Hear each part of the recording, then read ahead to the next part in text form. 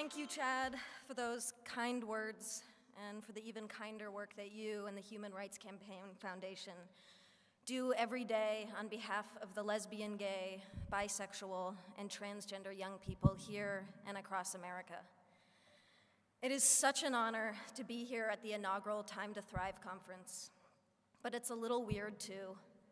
Here I am in this room because of an organization whose work that I deeply, deeply admire.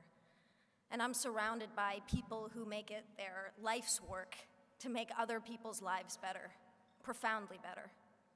Some of you teach young people. Some of you help young people heal and to find their voice.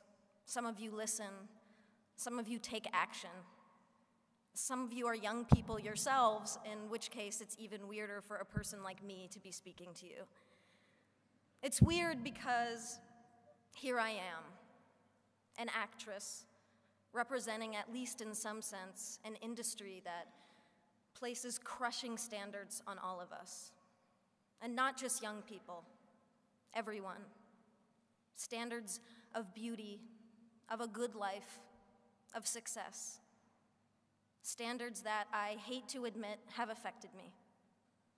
You have ideas planted in your head, thoughts you never had before, that tell you how you have to act, how you have to dress, and who you have to be. And I have been trying to push back, to be authentic, and to follow my heart, but it can be hard. But that's why I'm here, in this room. All of you, all of us, can do so much more together than any one person can do alone. And I hope that that thought bolsters you as much as it does me. I hope that the workshops you go to over the next few days give you strength, because I can only imagine that there are days when you've worked longer hours than your boss realizes or cares about just to help a kid who you know can make it. Days where you feel completely alone, undermined, or hopeless. And I know that there are people in this room who go to school every day and get treated like shit for no reason. Or you go home and you feel like you can't tell your parents the whole truth about yourself. And beyond putting yourself in one box or another, you worry about the future, about college, or work, or even your physical safety. And trying to create that mental picture of your life, of what on earth is going to happen to you, can crush you a little bit every day. And it is toxic and painful and deeply unfair.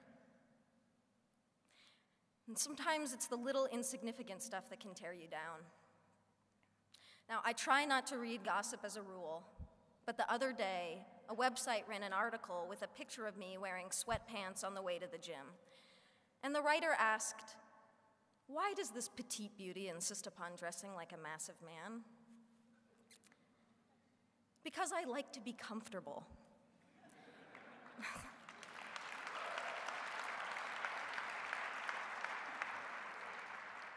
There are pervasive stereotypes about masculinity and femininity that define how we're all supposed to act, dress, and speak, and they serve no one.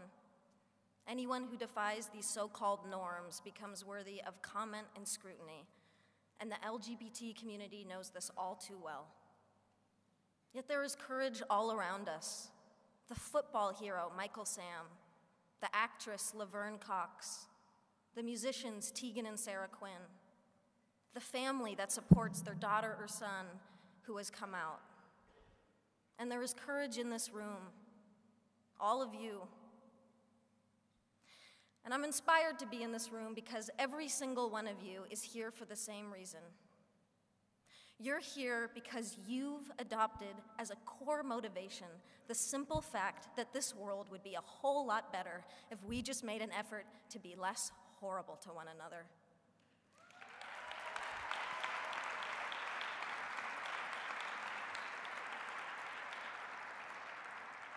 If we took just 5 minutes to recognize each other's beauty instead of attacking each other for our differences, that's not hard. It's really an easier and better way to live. And ultimately, it saves lives. Then again, it can be the hardest thing, because loving other people starts with loving ourselves and accepting ourselves. And I know many of you have struggled with this, and I draw upon your strength and your support in ways that you will never know. And I am here today because I am gay. And because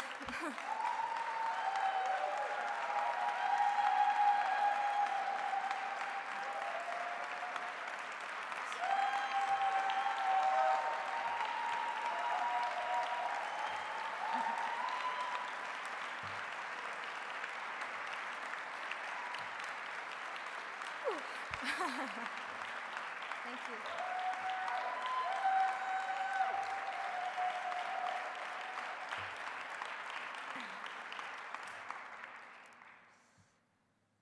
And because maybe I can make a difference to help others have an easier and more hopeful time.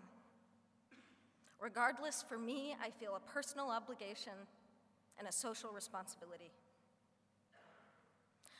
I also do it selfishly because I'm tired of hiding, and I'm tired of lying by omission.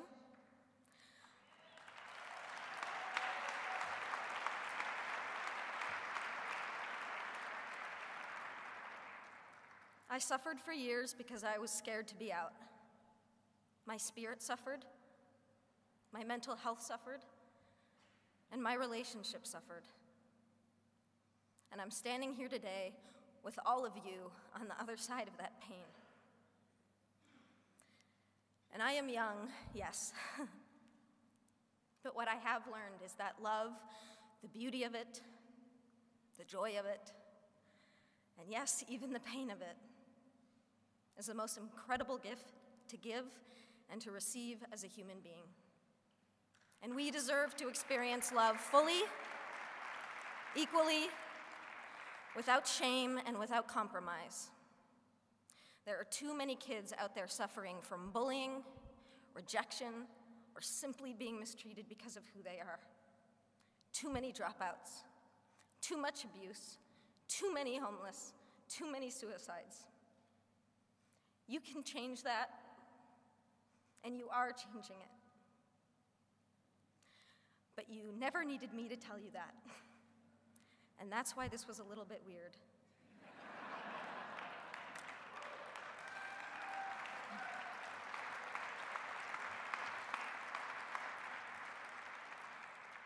The only thing that I can really say is what I'm building up to, is what I have been building up to for the past 5 minutes. Thank you. Thank you for inspiring me. Thank you for giving me hope. And please keep changing the world for people like me. Happy Valentine's Day. I love you.